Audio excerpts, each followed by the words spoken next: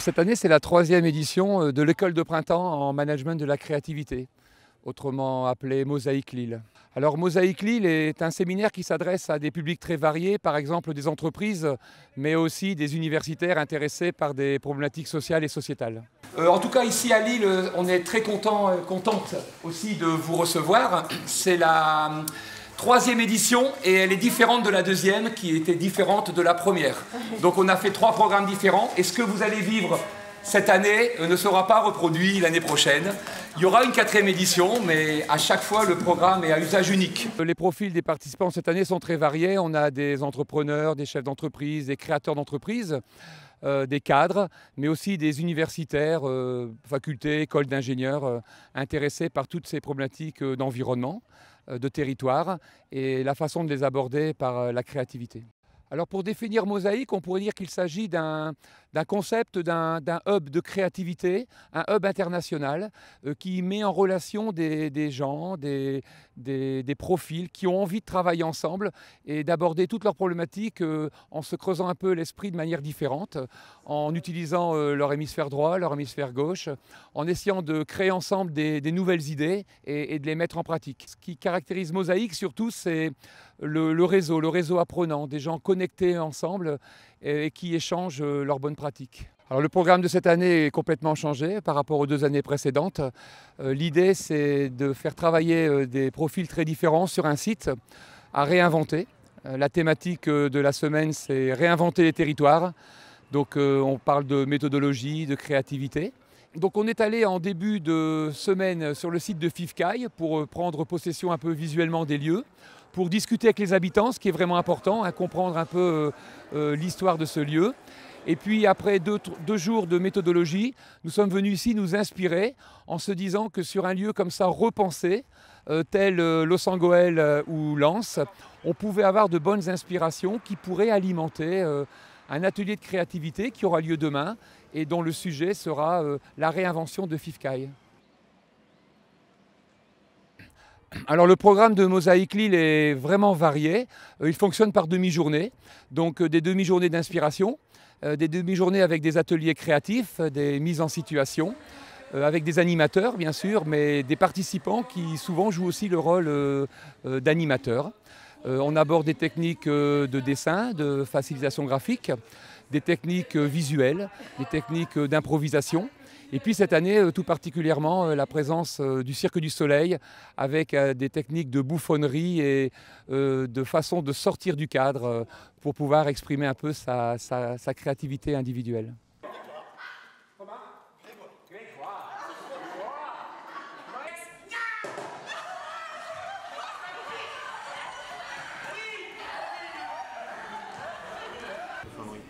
Le bouffon, c'est l'opposé du clown.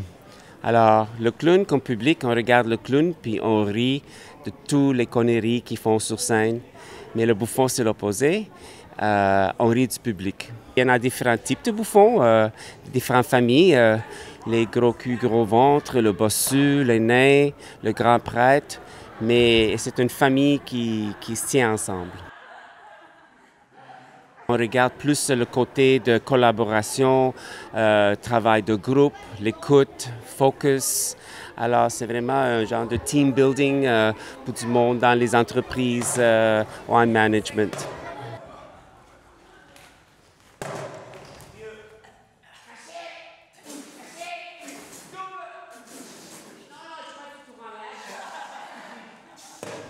Moi, c'est ma façon de faire ça. Les maîtres avant moi, ils n'osaient pas aller si loin que ça. Alors c'est moi qui ai introduit ça parce que je trouve ces choses-là, on a tous en commun. Riche ou pauvre, on connaît qu'est-ce que c'est. Alors c'est moi qui ai poussé ce côté-là de bouffon plus osé. Mais c'est ma 2e fois à Lille. Je suis hors de mon zone de confort. Et j'aime bien ça parce que je peux trouver des liens avec ce que je fais dans le genre d'atelier que j'ai fait ici. Je l'ai trouvé génial. Ils ont embarqué même plus que j'ai pensé. En fait, ça, c'est pas vrai parce que j'ai mon tour à comment faire embarquer le monde, même s'ils ont peur. Puis je suis très heureux parce que le feedback est tellement fort et ils en parlent encore aujourd'hui. Alors je pense que j'ai bien fait ça et eux autres ont très bien fait ça. C'est un atelier sur l'utilisation du dessin dans la créativité. Alors j'ai pensé que les stagiaires étaient vraiment très intéressés. J'ai vu plein d'étincelles dans leur regard à la fin de la formation et j'étais ravie en fin de journée quand ils ont mentionné ça comme étant un de leurs apprentissages de la journée. C'est même mieux quand on n'est pas doué en fait. Mais ça permet de penser différemment, ça permet de retrouver l'enfant qui sommeille en nous. Le simple fait d'avoir à nouveau des marqueurs de couleurs, ça nous donne déjà des envies de liberté, de créativité, je pense. En fait, justement, on utilise beaucoup la caricature et les lieux communs en termes de dessin, mais ça vient vraiment en renfort. Et en fait, ce n'est pas uniquement le dessin, c'est vraiment le mélange du dessin et des mots qui, ensemble, sont plus forts que chacun dans leur coin. Alors Mosaïque se passe dans une ambiance assez sympathique, un esprit ludique. Hein, les exercices que l'on propose de créativité sont tournés autour de la bienveillance, les gens se font confiance, ils se mettent en situation, ils échangent. C'est une façon parfois, dit-on, de faire les choses sérieusement mais sans se prendre au sérieux. J'ai à peu près 6 ou 7 balles. Ça fait beaucoup pour un match de foot. Mais j'ai que vous dire. C'est un atelier d'improvisation théâtrale, donc travail l'impro pour développer des cultures collaboratives, donc aider, faire comprendre aux gens c'est quoi, quels sont les ingrédients d'une culture collaborative pour créer ensemble, comment ça se fait que ça marche, comment ça se fait que les improvisateurs ils y arrivent et puis que nous, on a du mal.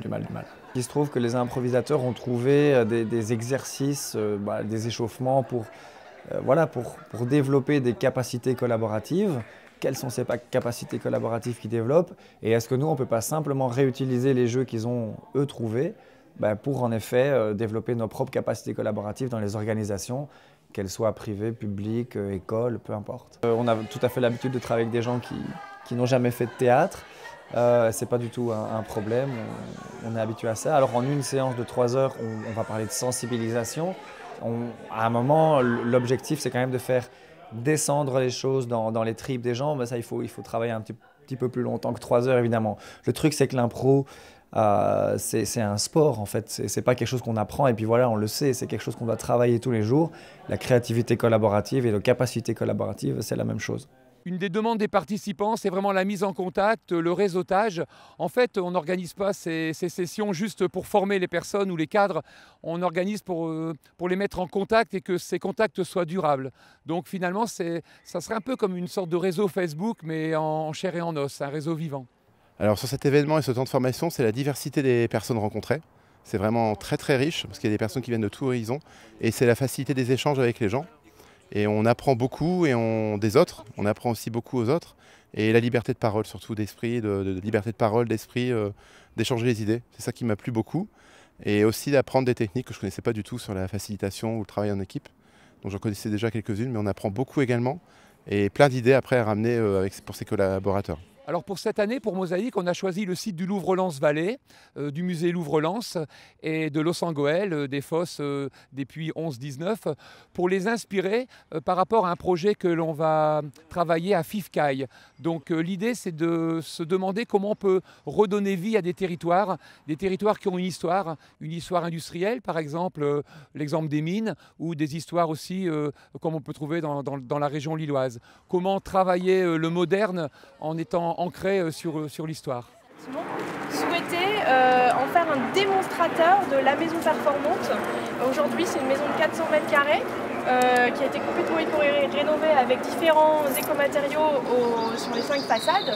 Il y a 4 façades et la toiture. L'idée a été d'en faire une maison respectant quasiment les standards passifs. Donc elle consomme très peu d'énergie aujourd'hui. En fait, l'enjeu de ces 4 jours de Mosaïque est de montrer à des participants qui découvrent un projet qu'ils sont capables même en quelques jours avec ces méthodes de proposer des idées vraiment nouvelles, créatives, qui peuvent enrichir des réflexions qui existent déjà sur le site de Fifcaille. Donc il ne s'agit pas de repenser Fifcaille comme ça en 2-3 jours avec 45 participants, mais de montrer à ses participants qu'en s'intégrant dans un projet avec une réflexion commune, on peut enrichir un projet qui est déjà en cuisine. Donc on va accueillir, on a cultivé, on va accueillir et ensuite, effectivement, on va manger ensemble. Donc il y a un côté économie circulaire. Troisièmement, se développer avec une ferme à insectes. Donc il y a quelques insectes qui seront présents dans une ferme pour nous approprier à nouveau nos amis les insectes.